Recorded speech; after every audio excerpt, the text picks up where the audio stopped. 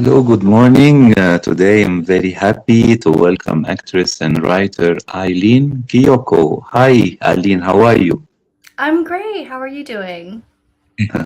Thank you very much to join the live.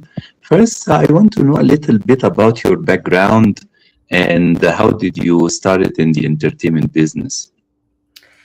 Let's see. I have just loved acting since I was a kid. I just was sort of it wasn't even a thing I think I contemplated. I just sort of knew. So I was acting pretty early on and was in like middle school plays, and I did a lot of theater, and it was sort of the way that I fell in love with storytelling and acting. I specifically played Helen Keller in a play of Miracle Worker, and that was sort of the most intense first role I had when I was 12. And yeah, then from there, I just kind of always followed my heart through it. And I've always liked creative writing as well, but the writing portion of screenwriting and playwriting came in once I started to see a gap in the industry of what kind of roles that I could see for myself and for other Asian actors. So I started to write my own roles and also kind of fell in love with the process of writing from there. So it's just been a journey of following what my passion is, from playwriting to screenwriting to acting on film and theater over the many years. And I do think there was maybe a point where I kind of, a couple years ago, where I really dove fully in and decided to just really give it my all. And yeah, just because there can always be voices in our head telling us that we can't do this. And so I think really kind of fully committing myself to it in a professional way came a couple years, about like 7 years ago. Yes, but you were born in America or moved because I see your last name is Japanese, right? Yeah, so I'm half Japanese and my mom's Japanese, and I was actually born and raised in Manila in the Philippines. So I went to an international school, and Uh-huh. I lived there until I was 18 before I moved Mhm. to the States. Yeah. Tell me, because I seen you also do photography as well, Mhm. right? Mhm. Yeah. Tell me what kind of photography you do. Photography, so the photography thing fell in because I had a lot of people in my life who were photographers, and I also started to fall in love with it in a different way. I mostly shoot lifestyle images, some weddings, some events, but I love doing creative stuff with people and then just finding spaces and clothes and environments to express who they are. So that's been a really fun exploration that Ye- I've had in the past couple of years. Yes. I see recently you starred in some thriller and horror films, and recently I saw Evil Nun was released. What you can tell me about the film and your character in it? Yeah, so the film Evil Nun is a really fun horror film that follows a group of Catholic retreat students, friends on their journey to Mexico, where, of course, their van breaks down and they're thrown into the mix of solving a mystery of a ghost that they believe is haunting them. And yeah, don't want to give any spoilers away, but yeah, that film, my character is Yuki, and she's kind of the hippie one of the bunch. She is the one who's just kind of she likes to just like she's very connected spiritually to herself and to nature and to the people around her. And I think for her, something that was standing out to me was her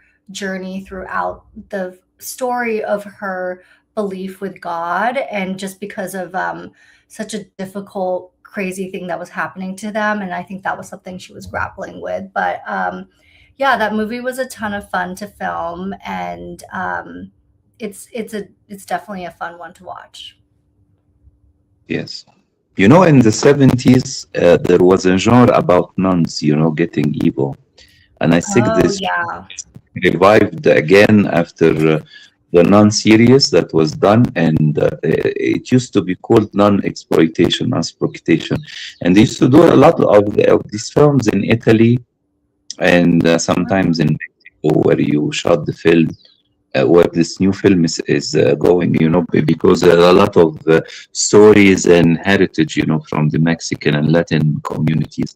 But tell me, you mentioned to me that you are raising funds right now for a new project. What can you tell me about it?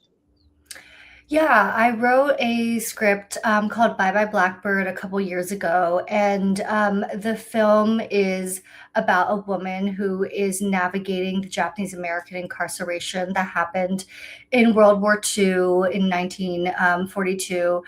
And it is a film that really follows the emotional life and experience of someone having to go into something so terrible. And it also really showcases the subtle ways in which that might affect a person. So I think we all know what's the big thing happening here in the story, and that she's getting taken away and that the family is going to be separated. But it's really about what's actually happening in a human's life at that time, and how the emotional experience of that and the breakdown of it.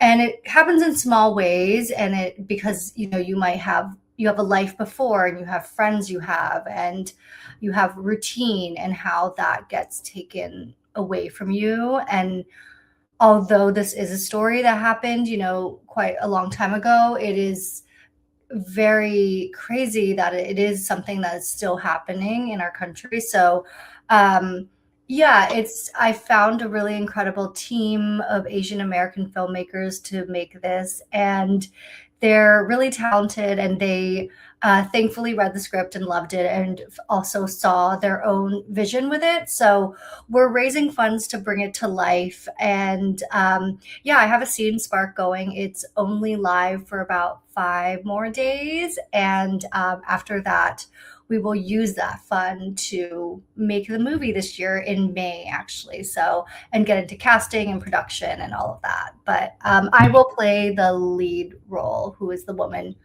who is undergoing everything. Okay, if you need the publicist for the film, I'm here to help you. I speak six Oh, languages. thank you. What is left is Amazing.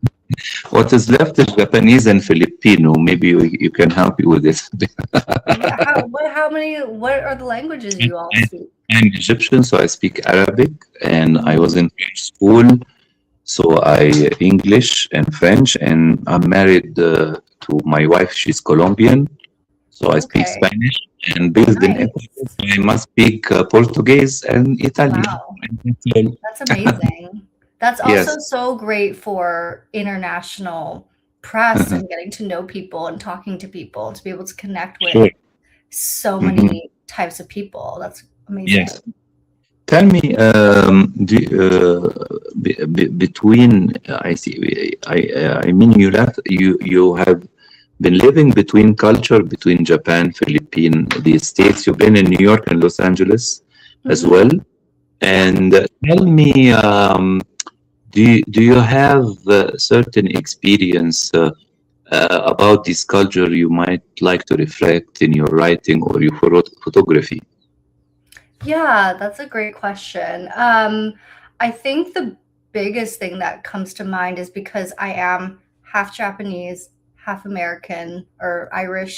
I grew up in Manila in the Philippines till I was 18, lived in New York, lived in LA, also lived in Europe, lived in North Carolina. So I I think the biggest thing for me has always been this story about belonging.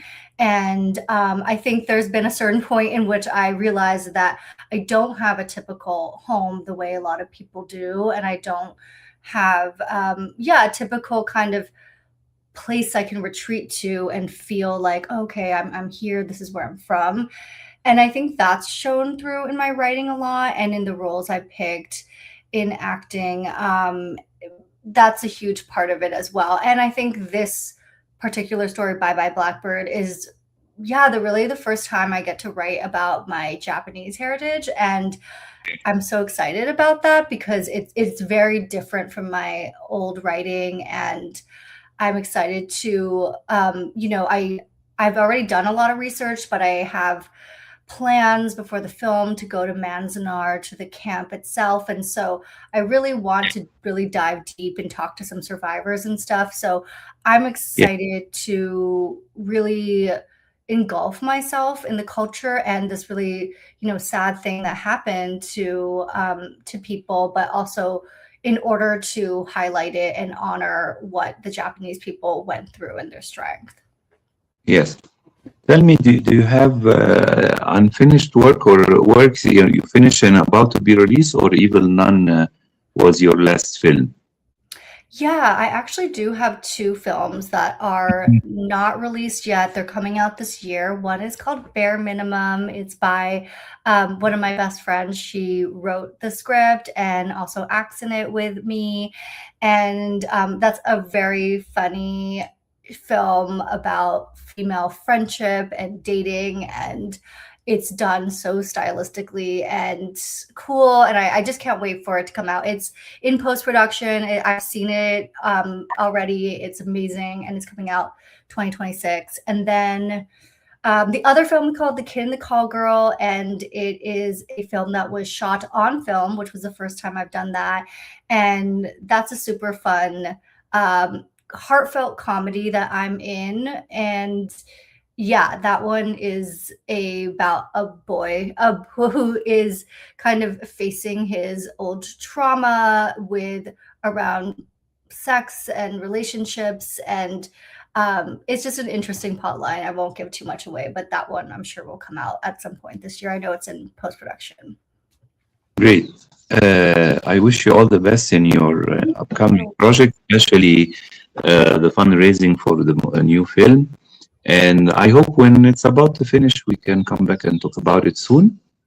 And pleasure talking to you. And I'll be following your news and hope you can come back to promote your new project again. Yeah, I would love that. Thank you so much for having me. I so appreciate it.